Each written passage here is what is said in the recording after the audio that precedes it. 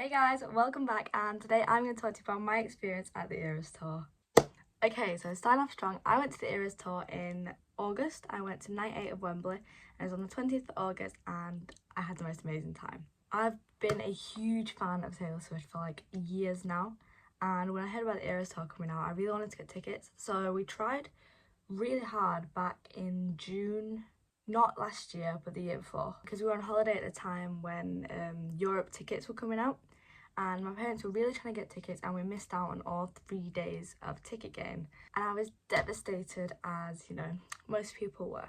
But then for Christmas that year, my dad managed to get me tickets, so there were 2 additional nights added onto Wembley by Taylor, and I completely was not aware of when the ticket sales were coming out, because I had completely lost hope at that point that I wasn't going. And it turns out my dad got taken off the wait list, and he did it in secret. He failed the first day, and on the second day of ticket getting, he managed to get them for night 8 of Wembley. And he gave them for Christmas. I literally cried, and then we went that following August. Now, in preparation, I made tons of friendship bracelets along with me and my mum, because we're the 3 people that went, and I'm going to show you them. So some of the friendship bracelets that I made were like Ivy. We spent so long making these bracelets together, like while listening to Taylor Swift music. It was such a vibe. I made a little London one because I went to London, and yeah, I just really enjoyed wearing them, and we traded with people, and it was so much fun. I did actually keep the wristbands from Wembley. So this is the glowing up one. It still has a thing in it, but we actually left a few minutes before we should have, meaning that they don't still light up when you take them out, which is disappointing, but it's still a great memory to keep. And we had standing tickets, and I also kept the standing bracelet, which is lovely, and I keep them all in this little bag until I put them into like a 3D frame. I'll probably do a whole video on me making the frame with all the stuff in it, because I had the frame. I just need to wait for some more pictures to come. So we got to Wembley around like midday, like 12 o'clock-ish. The doors didn't open until I think it was maybe 4:30, 5. We walked around Wembley for ages. There were loads of things to do. There was picture opportunities and stuff like that. We got dinner at McDonald's, but McDonald's was absolutely packed. Like, everyone was in outfits. Like, we had to sit on a curb outside McDonald's and eat our food. Like, so when we got there, we went straight for merch, pretty much. And I got the like cream Eras Tour logo top. I got it in like the size medium. It's nicely oversized. I will show it you at some point. It's not in my wardrobe right now, so I don't know where it is, but I will put it in this video. Finally, when it was time to go into the stadium, we had to line up in the standing queue.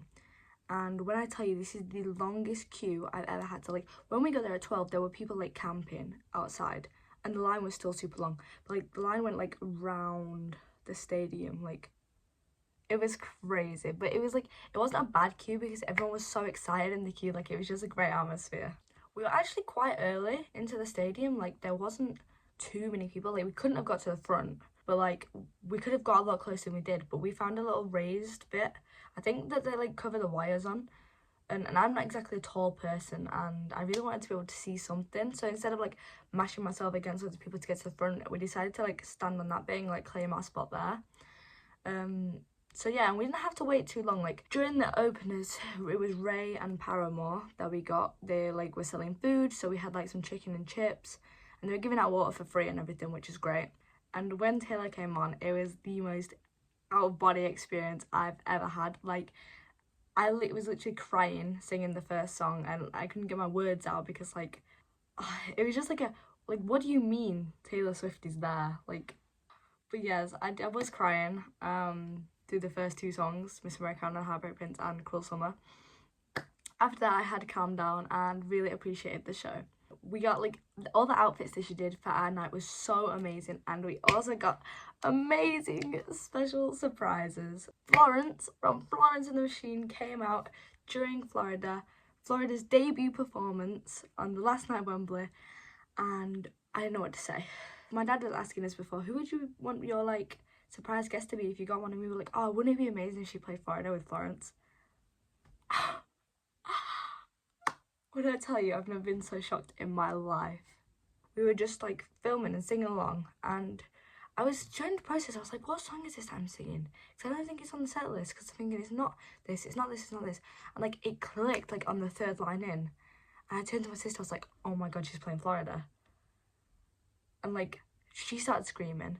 And then not many people had noticed around us, like, until it was the lead up to the chorus, and then everyone started screaming because they were realising what she was doing. Second time she says Florida in the song, Florence the Machine rises from the stage. What a moment. Everybody starts screaming. I can't listen to that song and streaming without hearing the scream. Like, it's engraved in my brain. It was the most amazing moment ever, honestly. Surprise song wise, we got amazing surprise songs. For the piano, we got So Long London, which we were banking on because it was the last night of Wembley, and we were so happy because it's one of our favourites from Tortured Poets. And then for guitar songs, she brought out Jack Antonoff and sang Getaway Car and Death by a Thousand Cuts, which, what a mashup, honestly. Getaway Car is one of my favourites off Reputation, and it was amazing. This night, everyone was expecting Reputation Taylor's version to get announced, like they are every single night of that tour. Of course it didn't get announced, of course we're still waiting for it.